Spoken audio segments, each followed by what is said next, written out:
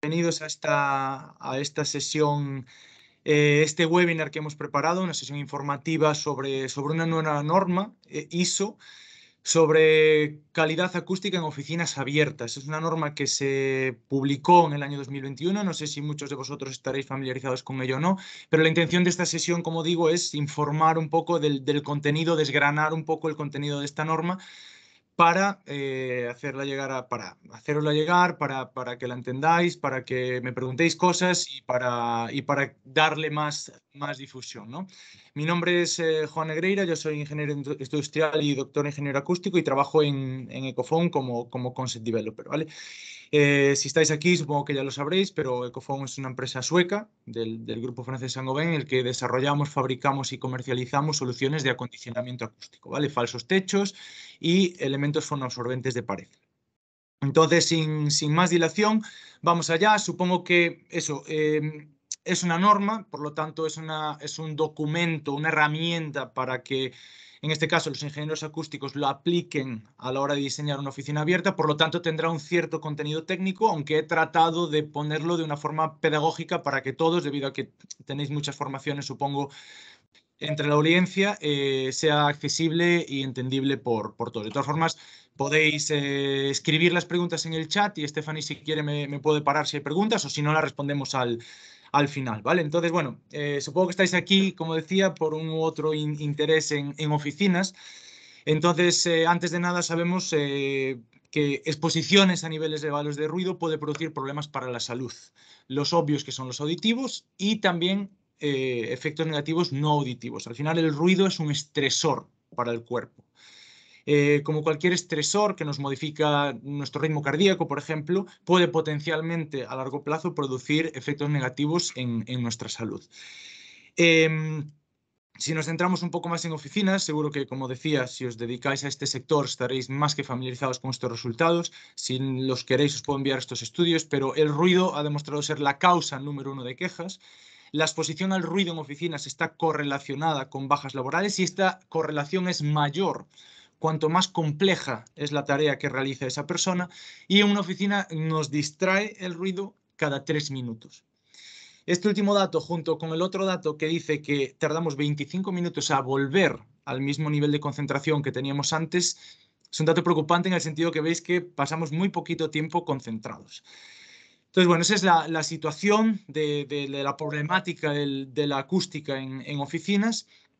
Y realmente podemos hacer algo acondicionando un espacio de cara a paliar estos efectos negativos que decíamos. Pues en este estudio, por ejemplo, se ha demostrado que un buen acondicionamiento acústico en una oficina abierta puede reducir la distancia de confort, ¿vale? Que veremos después lo que es, la molestia y el estrés cognitivo. En definitiva, como estaréis más que cansados de escuchar, aumenta el bienestar y aumenta la productividad en oficinas. Entonces, ahora la pregunta es un poco, ¿qué hay que hacer a la hora de diseñar una oficina? Vale, ya os estoy adelantando alguna cosa ahora mismo con esto que voy a decir, pero veréis que la base de la pirámide es el tratamiento de la estancia.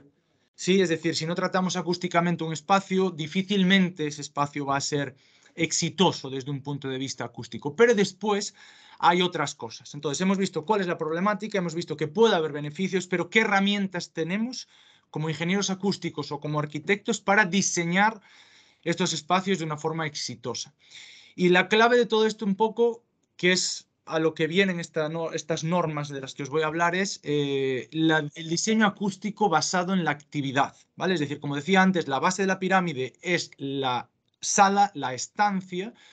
¿Cómo tratamos esa sala para que haya un buen ambiente acústico, un buen acondicionamiento? Pero aparte de eso, las oficinas es un espacio muy peculiar donde se desarrollan diferentes actividades por diferentes tipos de personas. Entonces, eso hay que acomodarlo de alguna forma. ¿Cómo acomodamos eso en un espacio junto con el acondicionamiento acústico? ¿Vale? Disculpad, las diapositivas están en inglés, yo os voy a intentar desgranar porque el estándar yo lo tengo en inglés, todavía no está traducido al español. Entonces, espero que no haya ningún problema. Allá por el año 2012 se lanzó por primera vez una norma que se llamaba la 3382/3, ¿vale? Para que os hagáis una idea, la 3382, esta serie de normas, es una norma donde se define el tiempo de reverberación, ¿vale?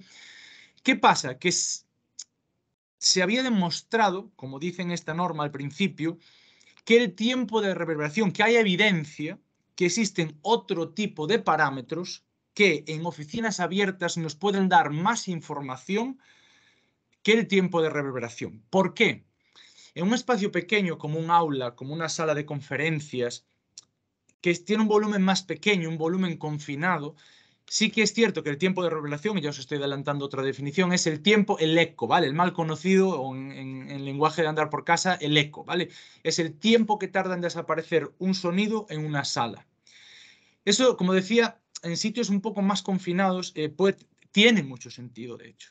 Sin embargo, cuando estamos en oficinas abiertas, imaginaos que yo doy un golpe en un lado y mido el eco, ¿vale? Realmente no es tan importante eso, si no, no me puedo meter tan en detalle, pero es tan importante o más para describir el campo sonoro en una oficina diáfana, parámetros que tienen que ver con la propagación del sonido. Entonces, este estándar, el 3382/3, nos daba un método de medida de parámetros acústicos en oficinas abiertas, ¿vale? Y la razón de este documento, como digo, es porque existe evidencia que hay otros tipos de parámetros, además del tiempo de reverberación, que era el único que se utilizaba, que pueden dar una mejor descripción de espacios abiertos, ¿vale? Esto es para esta norma. Ahora no os asustéis por favor con estos parámetros que estoy poniendo aquí. Esta norma, lo veremos ahora, esta norma nos daba unas recomendaciones de una serie de parámetros para oficinas con acústica pobre, entre comillas, y otras con buena acústica, ¿vale? Estos parámetros tienen que ver, como decía antes, con propagación del sonido. ¿Qué pasa? Que también nos decía este estándar en su primera versión, veis aquí el asterisco abajo, que oficinas abiertas con buen acondicionamiento acústico, con buenas condiciones acústicas, es extraño encontrarlas, ¿vale? Pero podría ser. ¿Por qué es extraño encontrarlas? ¿Vale? Vuelvo a decir, no quiero que nos metamos ahora mismo en estos parámetros, simplemente la idea es de que en 2012 nace una norma para dar métodos de medida de cómo medir en una oficina abierta propagación del sonido y da unas recomendaciones para oficinas buenas, entre comillas, y no tan buenas, ¿vale? Estos parámetros, vale, vuelvo a repetir, esto es simplemente una justificación para entrar en la norma que vamos a hablar hoy, no os asustéis con esto, ¿vale? Existe un parámetro dentro de esta norma, que lo veis aquí, a ver, os voy a poner aquí la pluma. En el eje X, este es el radio de distracción, ¿vale? Y en el eje Y es el porcentaje de personas que están molestas por el sonido en una oficina.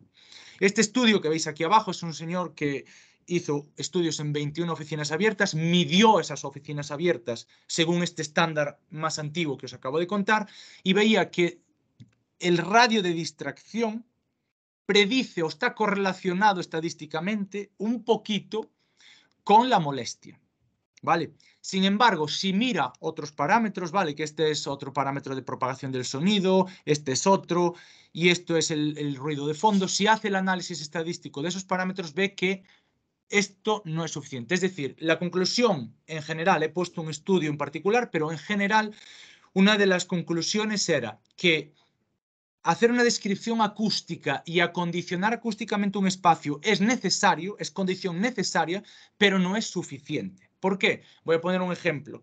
El radio de distracción en una oficina, vamos a ponerlo de esta forma, lo importante es absorber localmente y prevenir la propagación, ¿vale? Repito, absorber localmente y prevenir la transmisión de ruido. ¿Por qué? Porque cuando se propaga el ruido, si ese ruido se propaga a mucha distancia y además si ese ruido es inteligible, es decir, si yo entiendo lo que estoy escuchando, voy a poner la oreja. Anda, ¿qué dice este? ¿De dónde fue ayer a cenar? ¿Con quién fue a cenar? ¿No? Si yo entiendo eso, me va a distraer más. ¿Sí? ¿Qué pasa? Que yo, por ejemplo, según esta norma que me da unos parámetros, yo puedo reducir la inteligibilidad metiendo mucho ruido, ¿vale? Seguramente habéis escuchado alguna vez el tema del enmascaramiento de ruido, que hablaremos después. Si yo meto mucho ruido, ruido blanco, ¿vale? O ruido de agua en un espacio y mi compañero que está a 2 metros aquí está hablando, yo no voy a entender lo que él me está diciendo, ¿vale? El radio de distracción va a ser muy cortito, es decir, a 1 metro de él ya no voy a entender lo que está diciendo, pero hay tanto ruido que no va a ser cómodo, para mí, ¿sí? No sé si me estáis siguiendo, al no veros la cara es un poquito más complicado. Lo que quiero decir es que hay muchos parámetros y que tienen que estar correlacionados uno con otro. No obstante, además de esta descripción acústica del espacio, hay que meter diferentes actividades y diferentes tipos de personas. Es decir, para resumir, esta norma, que fue un gran avance en su día y sigue siendo un gran avance porque nos da las definiciones de estos parámetros, que después vamos a ver, carecía un poquito de ese aspecto más de zonificación, ¿no? Digamos, de cómo diseñar una oficina más moderna. Esto es simplemente medir parámetros de propagación de sonido en un espacio diáfano, independientemente de la actividad que se desarrollase ahí dentro. Entonces, una vez visto esto, que esta norma es muy útil, fue un gran avance en su día, debido a estos parámetros que introdujo, pero hay que dar un pasito más, ¿no? Entonces, el diseño acústico no solo es un diseño funcional, como veíamos, ¿vale? Sino de zonificación, ni solamente un diseño acústico, ni solamente un tema de preferencias personales. Es un diseño acústico que engloba, una disciplina que engloba estas tres disciplinas, ¿no? O subdisciplinas. Entonces, en este año, con el objetivo de mejorar eso, nace un estándar, ¿vale? Que es el 22955. No me preguntéis cómo es la nomenclatura. Yo estoy en grupos de estandarización, pero las nomenclaturas son totalmente aleatorias muchas veces, ¿no? Y este estándar se llama calidad acústica de oficinas abiertas, como veis en este título, ¿vale? Como veremos ahora, en la oficina conviven realidades muy opuestas y totalmente contradictorias. Por un lado necesitamos concentrarnos, es decir, necesitamos estar en silencio, pero por otro lado necesitamos hablar para transmitir conocimiento. Entonces son realidades que chocan. Pues con el objetivo de complementar a esta norma anterior sale esta, la 22955, en mayo del 2021, como decía, cuyo objetivo es incluir en la acústica de espacios abiertos ese efecto cognitivo del sonido, ¿vale? ¿Cómo eso se incluye a la hora de diseñar? Dice en el preface, ¿vale? En la parte inicial, en la introducción, que esto está dirigido a diferentes actores en la construcción que planean, diseñan, construyen y hacen la distribución de oficinas abiertas, ¿vale?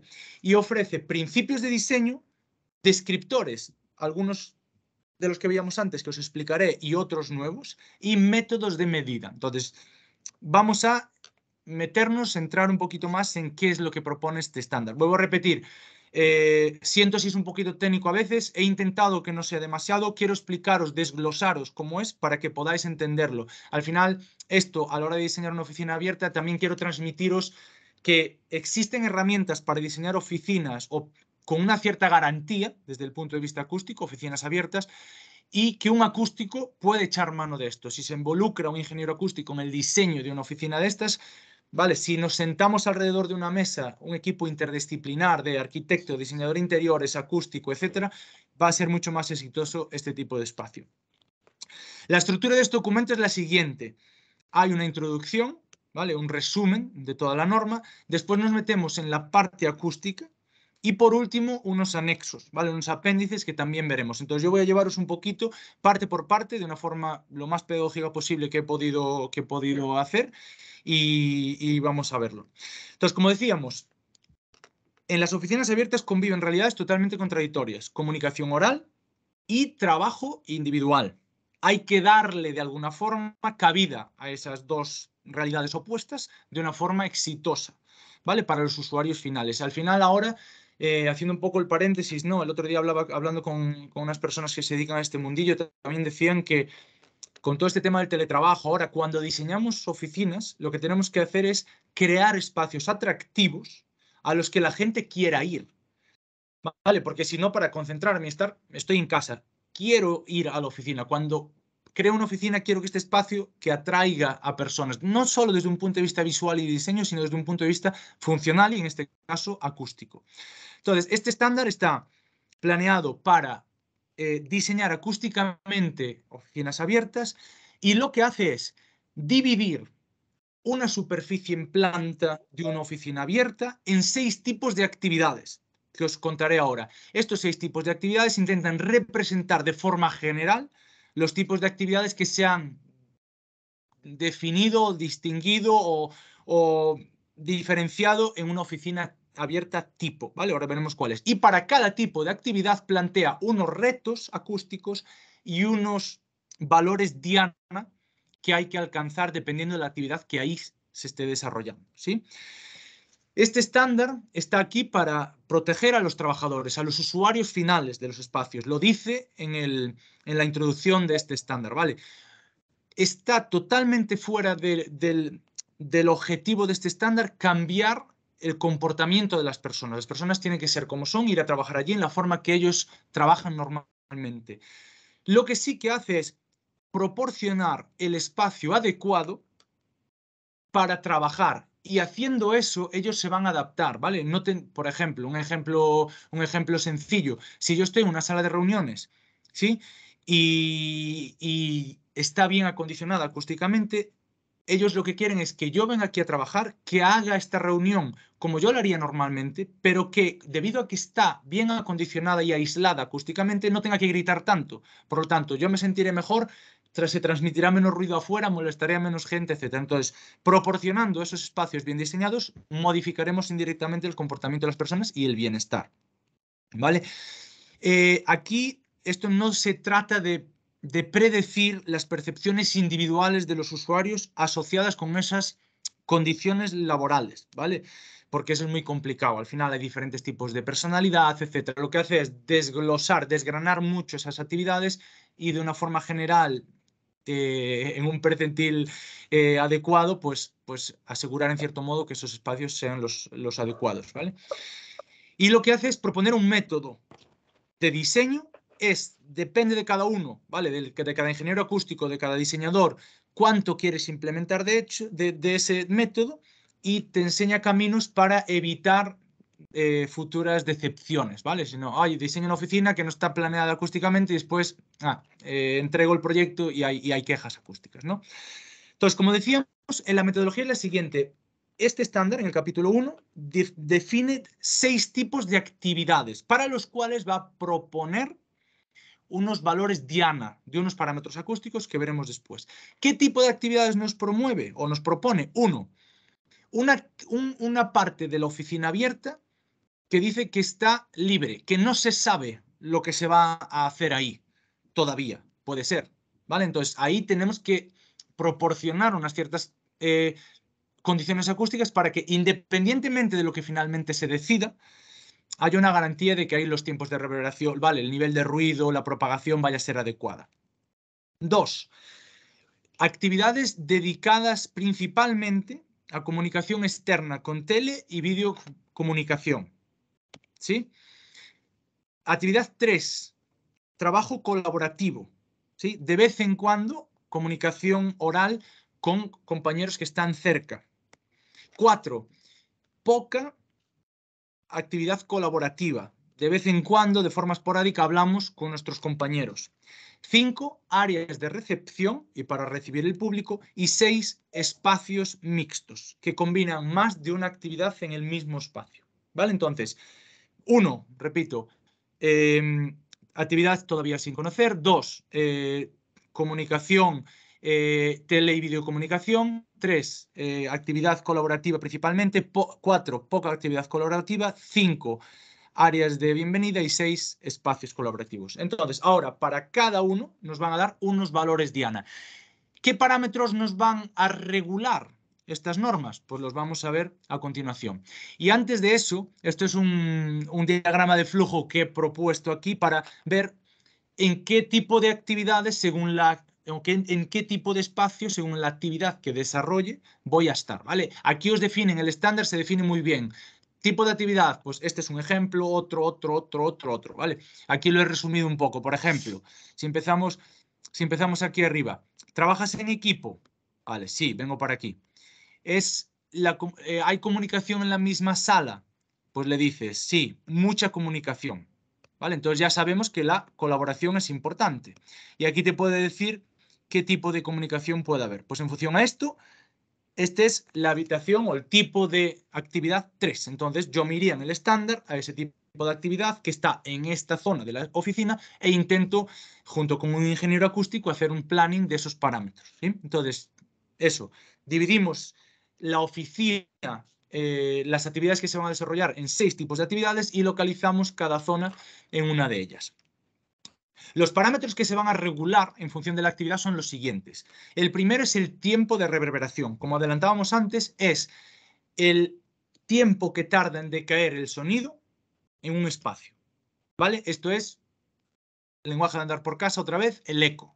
Diferencias, pero más o menos.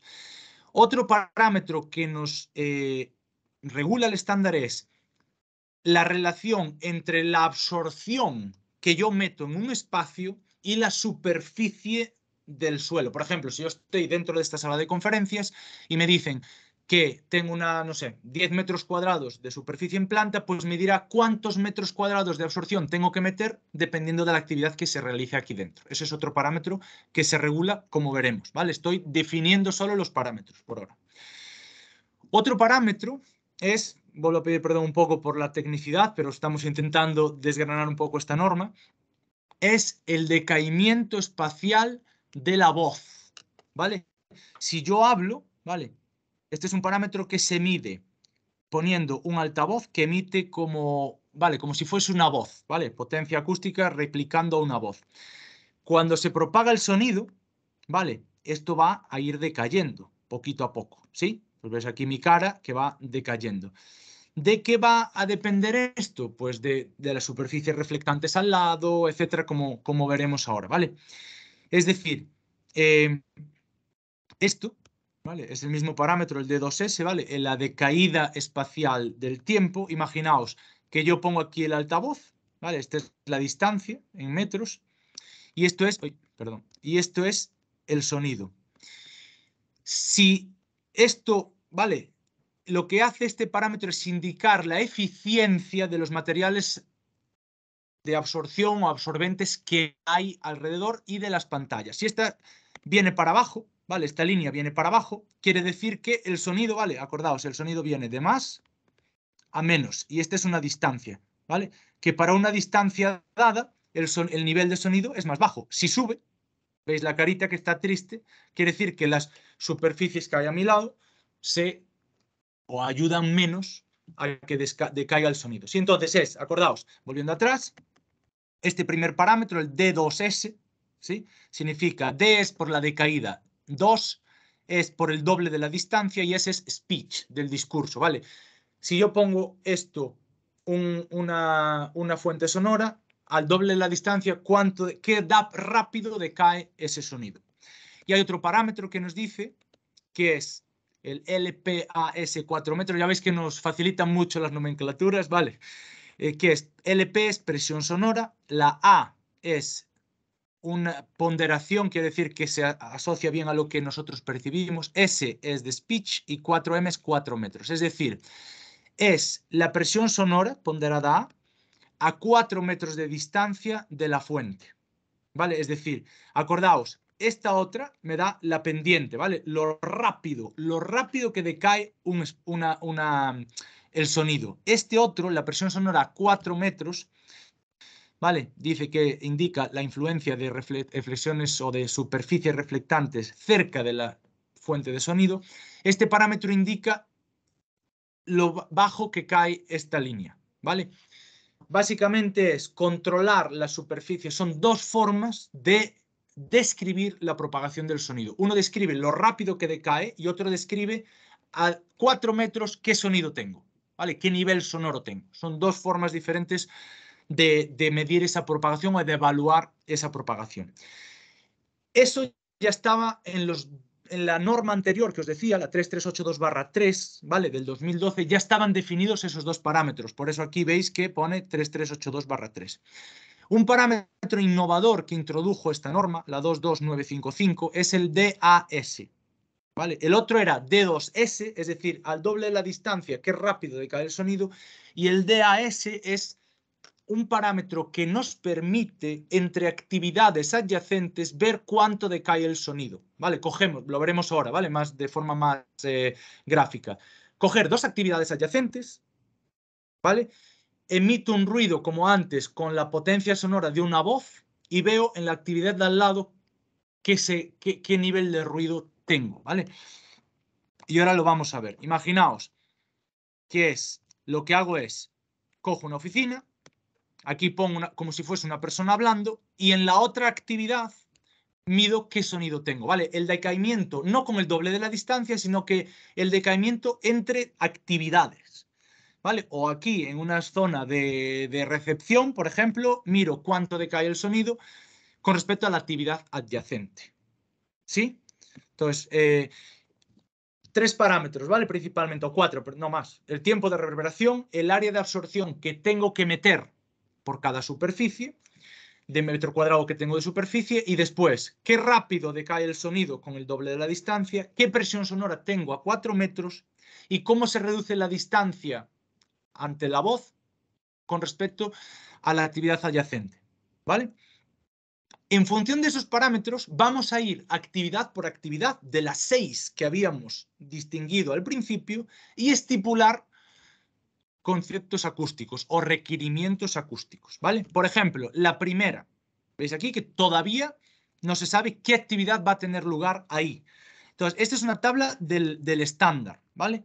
Para que veáis, en las columnas nos ponen retos acústicos, descripción y valores acústicos. Por ejemplo, vamos a coger este primero, ¿vale? ¿Cuál es el reto acústico? Vale, vamos a mirar esta columna, aquí, ¿vale? ¿Cuál es el reto acústico en un espacio diáfano donde todavía no sé qué actividad se va a desarrollar? Pues aquí dice minimizar el efecto de muchas fuentes sonoras simultáneas y prevenir el efecto Lombard. ¿Qué es el efecto Lombard? Es la tendencia involuntaria de las personas a hablar más alto cuando hay mucho ruido para mejorar la inteligibilidad.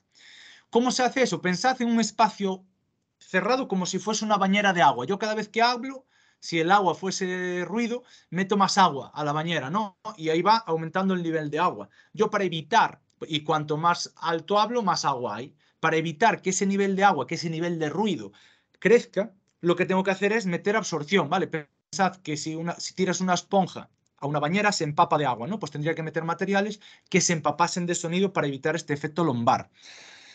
Aquí dice descripción. Este parámetro solo se debería tener en cuenta si ha instalado un techo acústico, ¿vale?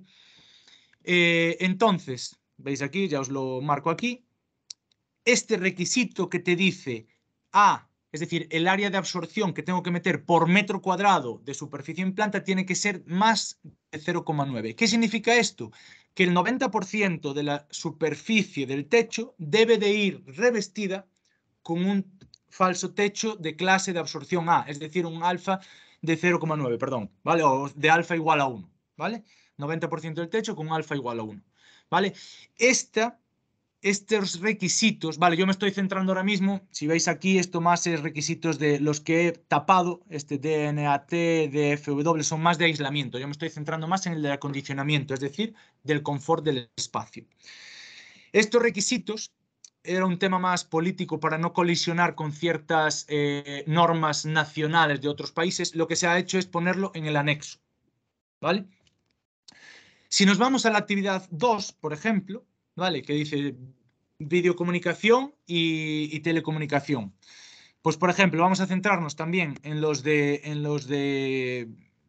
sé, en este, por ejemplo, ¿vale? Estamos en la zona de la oficina donde va a tener lugar la actividad que tiene mucha carga de tele y videocomunicación, ¿vale? Entonces, tenemos como 3 filas. Interacción en el puesto de trabajo, interacción entre puestos de trabajo, interacción a lo largo de toda la superficie donde se desarrolla esa actividad.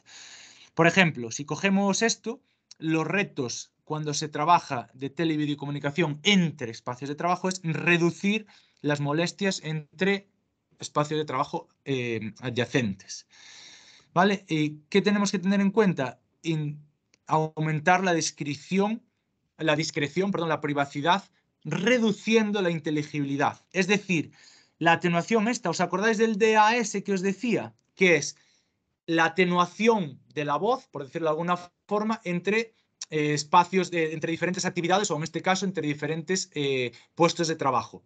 Tiene que ser más de 6 decibelios. Acordaos, cuanto mayor sea, más atenuación hay. Entonces, te marca una norma, es decir, para este tipo de actividades entre diferentes puestos de trabajo, la atenuación tiene que ser más de 6 decibelios. Esto, por supuesto, es un método de diseño para ingenieros acústicos, ¿vale? A la hora de, pues, arquitectos, que supongo que también estaréis entre la audiencia, es difícil calcularlo, medirlo, simularlo, ¿vale? Pero un ingeniero acústico sí que puede ir de la mano con vosotros a la hora de diseñar un tipo de espacios como estos.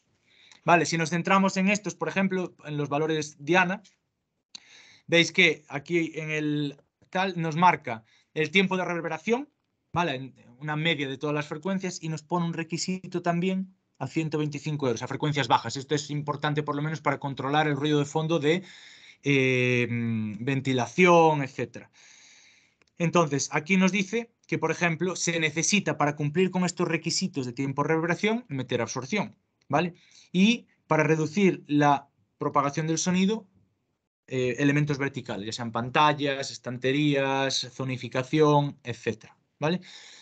Esto va así, actividad por actividad, lo mismo, ¿vale? Más o menos mismos parámetros, ¿vale? No os voy a explicar todos, voy a ir a otro que es un poquito diferente, ¿vale? La 3 es trabajo colaborativo, la 4 es poca carga de trabajo colaborativo, otra vez vuelve a definir los mismos parámetros, ¿vale? Niveles de ruido, atenuación entre puestos de trabajo y tiempo de reverberación y atenuación y sonido a 4 metros en espacios abiertos, ¿vale?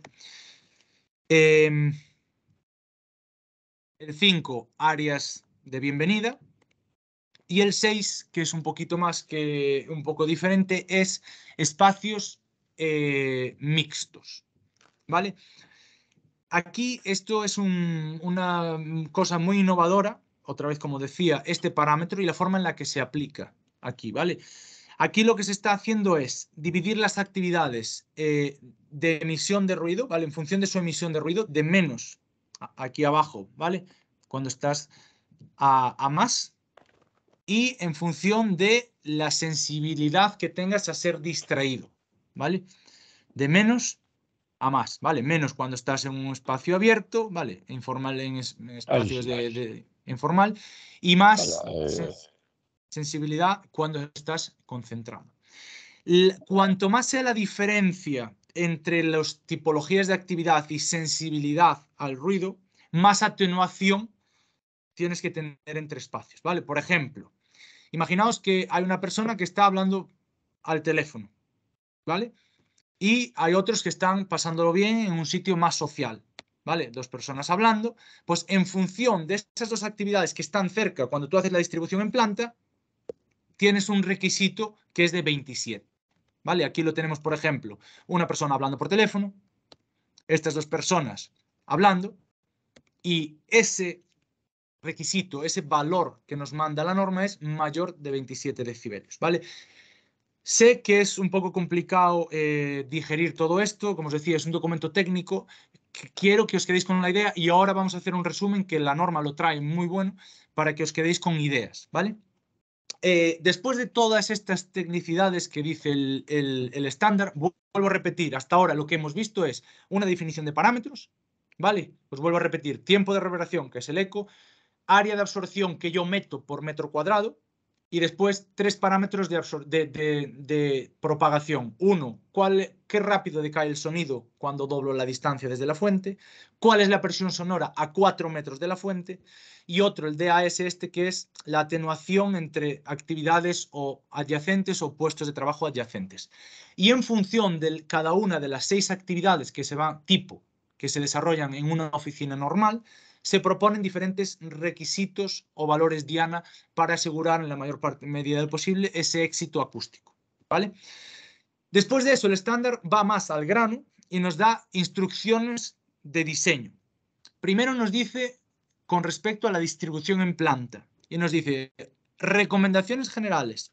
Dice que los puestos donde haya cooperación deberían estar puestos juntos, ¿vale? ¿Por qué? Pues porque si estamos todos hablando, es mejor hablar todos en el mismo sitio que estar esparcidos por toda la oficina porque distraeremos a más gente. Dice, nos apunta aquí en la segunda, el estándar, ¿vale? Estas son capturas de pantalla, nos dice que la segunda dice que hay zonificación por equipos, ¿sí? Dice que también hay que tener en cuenta la circulación dentro de la oficina, ¿vale? Al final, el cómo si hay alguna oficina que tenga un movimiento de personas claro, eso también puede afectar. A la hora de ir al café, vamos todos por el mismo sitio, pues igual allí no podemos poner un equipo que esté concentrado y que no vaya a la misma hora a la hora del café, ¿sí? Dice que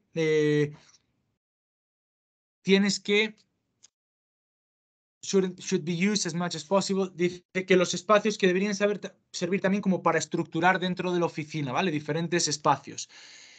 También habla de marcar visualmente las zonas de circulación y también habla de aislamiento con puertas para separar acústicamente zonas, ¿vale?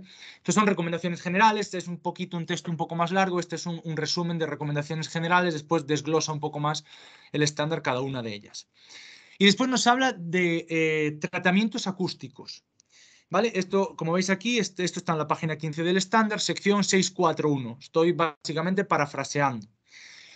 Dice que en general el tratamiento acústico básicamente conlleva cubrir, revestir las superficies expuestas al sonido con materiales absorbentes para limitar las reflexiones, ¿vale? Que cuanta más absorción tenga un espacio, mejor. Cuanta más clase de absorción tenga un espacio, mejor, ¿vale? Tratamiento de techo, en la sección 642, dice que el techo es la superficie más importante de la sala a tratar, ¿vale? Y en una sala abierta debería ser lo más absorbente posible, ¿vale? Después hay muchas tendencias de elementos descolgados, etcétera, que se pueden, por supuesto, alcanzar oficinas abiertas con buena calidad acústica, con elementos descolgados, pero un techo pared a pared, debido a que tienes más superficie de absorción, aunque las islas absorben por arriba abajo, y además a que en frecuencias bajas actúa mejor, es mejor un techo pared a pared normalmente que elementos descolgados, ¿vale? Dice aquí que si el techo no puede ser tratado en su totalidad de pared a pared, que sí que se pueden poner estos elementos descolgados cubriendo aproximadamente entre el 50 y el 60% de la superficie en planta, ¿vale? Porque al final absorben por arriba y por abajo. Eso en cuanto a recomendaciones generales y de techo. Con respecto a las paredes, dice que los paneles fonoabsorbentes de pared es una buena forma de reducir la reverberación si la oficina no está muy amueblada, ¿vale? Es decir, si no hay difusión, si eso es, al final, el mobiliario no es que absorba mucho, pero sí que ayuda a repartir un poco el sonido. Además, cuando estamos en un espacio muy estrecho, como una videoconferencia, cuando estamos rodeados de superficies paralelas y muy duras acústicamente hablando, hay unas reflexiones paralelas al suelo y al techo muy duras que crean un eco muy incómodo, muy metálico, que se llama el flutter echo. Creo que se llama en español efecto eco rasante, ¿vale? Por supuesto, si instalamos paneles en pared, pues a la altura de la voz, porque al final, cuando estamos hablando, ¿vale? Las primeras reflexiones van a la altura de nuestra boca. Con respecto al suelo, dice que la absorción que aporta el suelo en términos de acondicionamiento acústico, en términos de absorción, no es lo suficiente como para acondicionar solo a través del suelo, ¿vale? Al no ser que sea un suelo súper especializado, con cavidades, etcétera, la típica moqueta no es un muy buen complemento a un buen acondicionamiento porque actuamos en la fuente de sonido, impedimos que se cree ruido en la fuente de sonido, pero no es suficiente, por decirlo de alguna forma. Esto en cuanto a acondicionamiento. En cuanto a aislamiento, si tenemos la propagación del sonido de un espacio a otro, al piso de arriba o al piso de abajo, es importante el suelo por temas de ruido de impacto. Con respecto a pantallas para la propagación del sonido, dice que ayudan a mejorar la privacidad, etcétera, ¿vale? Y hacen esto minimizando la propagación del sonido, ¿vale? Cada vez que te encuentras con una barrera, ¡pum!, es como que cae y el nivel de sonido cae, ¿vale? No va decayendo de forma lineal, sino que cada vez que se encuentra con una pantalla decae de forma muy, muy marcada y sigue y ayuda mucho ¿vale? Y por último, mobiliario dice que como regla de andar por casa, que al igual que en las moquetas, el mobiliario no es suficiente para cumplir estos requisitos que se habían estipulado en el estándar, ¿vale? En los anexos de este, que también veis que es una herramienta muy práctica, ¿vale?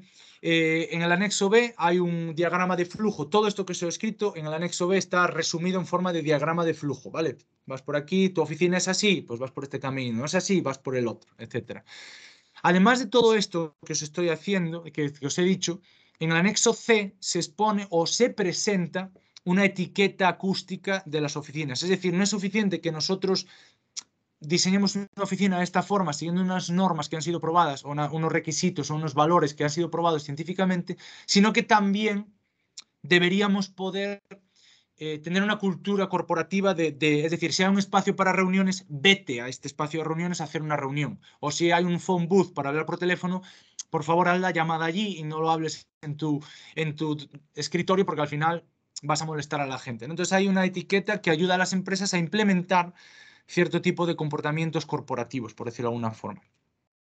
Y en la D también hay en el anexo D una encuesta en la que el usuario puede hacerlo al diseñador acústico junto con la propiedad, puede hacerla tanto antes para identificar los tipos de problemas que hay, ¿vale? Porque este estándar se aplica tanto a espacios nuevos como a renovaciones. Entonces, si es una renovación, puedo hacer la encuesta antes, hago la renovación y la hago después para comprobar si mi diseño ha sido efectivo. Y en el caso de que sea una propiedad que va a desarrollar un proyecto, puedo hacerlo simplemente de cero, a ver dónde está el problema. ¿Realmente la acústica es un problema? Vale, esto está en el anexo C, esta herramienta que también propone la norma. Y el anexo F habla de Sound Masking Systems, ¿vale? Para los que no lo sepáis, un sistema de enmascaramiento de ruido es, como os decía antes, la distracción en oficinas depende mucho de la inteligibilidad, es decir, no solo del ruido que te llegue, sino de si tú entiendes lo que está habiendo en esa conversación. Entonces, el enmascaramiento de ruido es un sistema de audio o de otra forma, ¿vale? Natural, puede ser, que consiste de forma simplificada en meter ruido al espacio, que puede ser ruido blanco, ¿vale? O ruido de agua, si es una fuente, ¿vale? Que puedes tener una fuente real y amplificarlo con altavoces, con el objetivo de elevar el nivel de ruido de fondo y que por lo tanto la conversación que está cerca tuya no se entienda, es decir, reducir inteligibilidad. ¿Cuál es el problema? Este es un tema, como dice aquí, es muy controversial, ¿vale? Los sistemas de enmascaramiento y son yo lo diría, no sé si lo pone aquí o no, pero mi experiencia es que depende mucho de la cultura, ¿vale? Incluso del país. Por ejemplo, en Estados Unidos, si alguno de vosotros trabajáis con la certificación WELL, veréis que ahí está contemplado el sistema de enmascaramiento del ruido. Es muy cultural. En Estados Unidos no se concibe una oficina sin un sistema de enmascaramiento de ruido. En una oficina europea, en Francia, por ejemplo, aunque lo pongas, nunca lo vas a encender. Es muy cultural. Sea como fuere, es como la guinda del pastel, ¿vale? Es decir, si yo estoy metiendo ruido a un espacio, volviendo al ejemplo del agua, yo meto agua en la bañera. Si yo no tengo materiales absorbentes, es decir, si yo no tengo en cuenta, en consideración, esa condición necesaria, pero no suficiente, que es el acondicionamiento acústico, nunca voy a estar metiendo ruido, ruido, ruido, ruido, y esto se va a elevar. Cuanto más ruido haya, más molestias voy a tener. Entonces, es una cosa que puede ser útil, pero que hay que manejar con cuidado. Vale, después hay incluso, yo he leído hace poco una tesis doctoral de un investigador escocés, creo que era, que incluso dice que estos sistemas están mucho mejor valorados subjetivamente por las personas si ves la fuente de ruido. Es decir, si emite ruido de agua a través de unos altavoces, está peor visto que si ese ruido lo crea una fuente natural cayendo.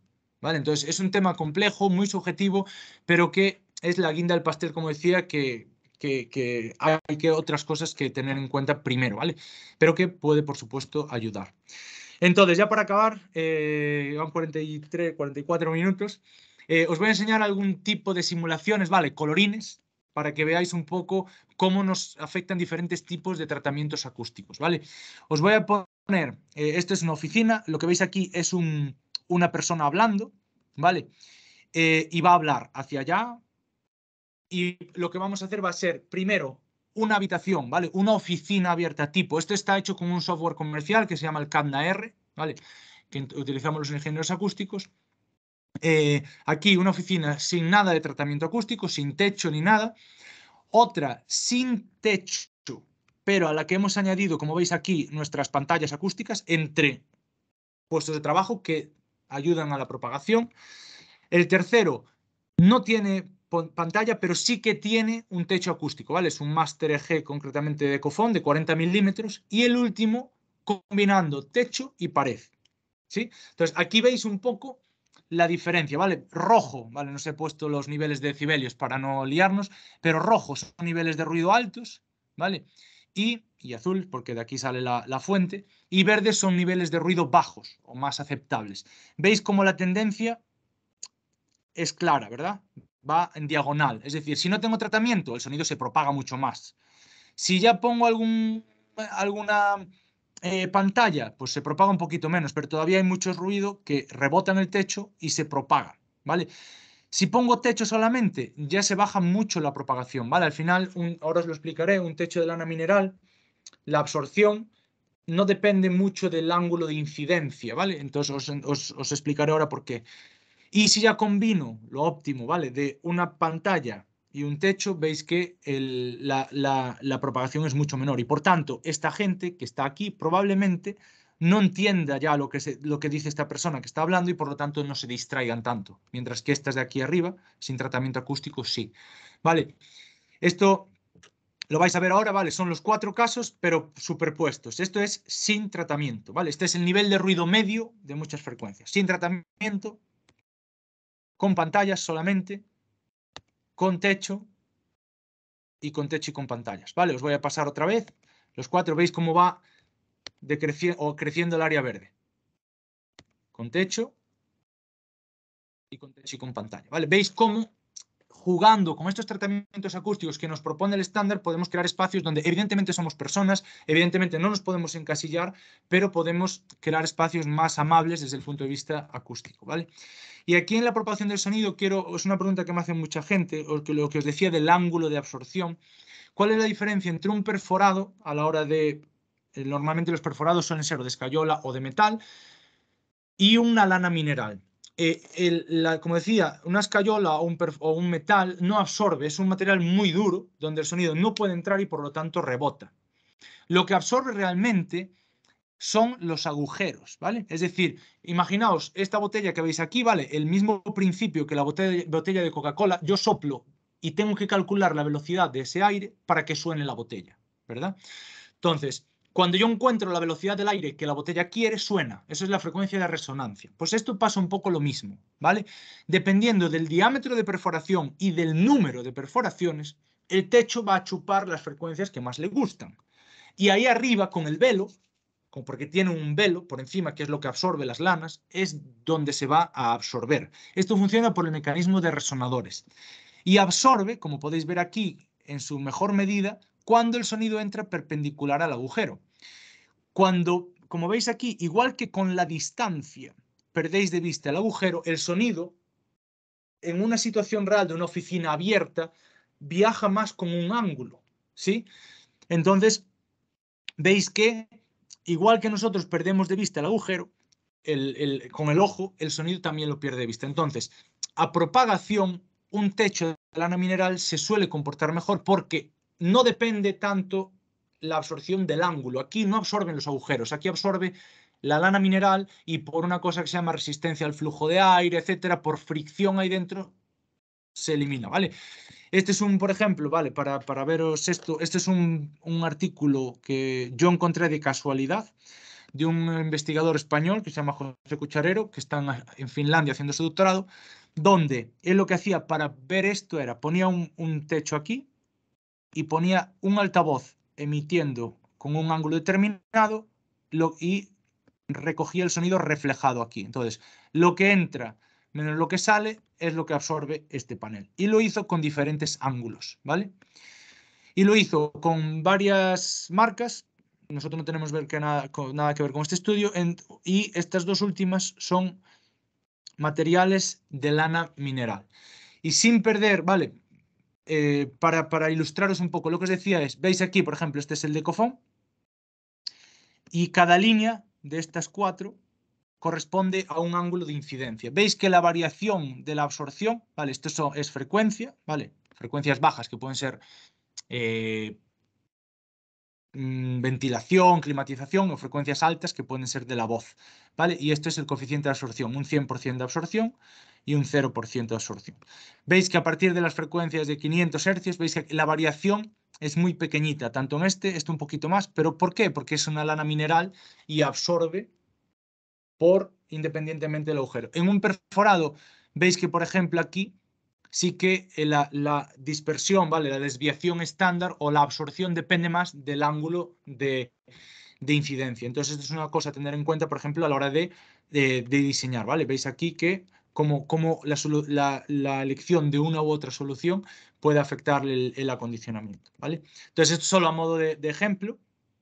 Y para acabar, esta nueva norma, la 22955, da una mejor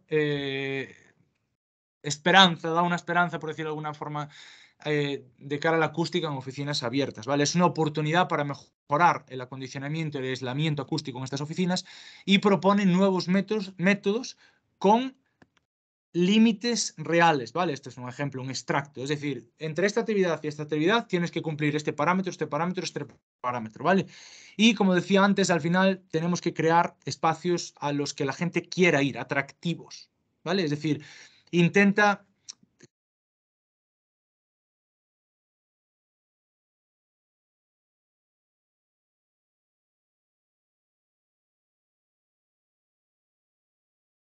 Juan, está silenciado. Juan.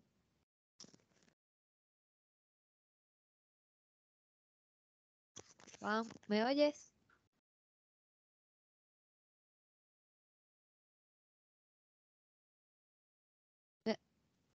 Está silenciado.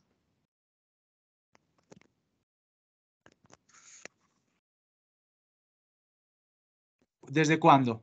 Ya, ahora. Ah, ¿desde cuándo estaba? Nada, Ah. unos segundos. Ah, vale. Pues nada, entonces simplemente una nueva herramienta para diseñar oficinas y que simplemente la idea de este webinar era un poco presentarosla a vosotros, intentar desgranarla y a los arquitectos animaros a tener en cuenta a los ingenieros acústicos a la hora de diseñar este tipo de espacios y a los ingenieros acústicos animaros a empezar a utilizar este nuevo método que yo todavía no he visto ninguna oficina diseñada según esta norma, pero creo que con respecto a las otras normas puede dar un valor añadido muy, muy importante. Entonces, era un poco lo que quería contaros. Muchísimas gracias a todos por asistir. Espero que os haya sido de vuestra utilidad. Esto ha quedado grabado, o sea que podréis echarle otro ojo después. Y cualquier cosa que os podamos ayudar, aquí estamos para lo que necesitéis. He preparado un folleto pequeñito con esto. Este resumen es un resumen técnico, ¿vale? Desgranado, igual que lo que hay en la presentación, pero en un folleto que os lo mandaremos la semana que viene junto con esta grabación para que lo tengáis y para que os acordéis de Ecofon a la hora de diseñar si queréis y que nos consultéis cuando tengáis algún tipo de proyectos de este tipo a nosotros, a un ingeniero acústico. Que nosotros no somos ingeniería, pero trabajamos mucho con ingenieros acústicos y nuestro objetivo es darle trabajo a ellos también y que se piense en la acústica, ¿vale? Entonces, yo por mi parte, no sé si hay alguna pregunta o no, por mi parte quedo a vuestra disposición para lo que necesitéis y aquí estoy.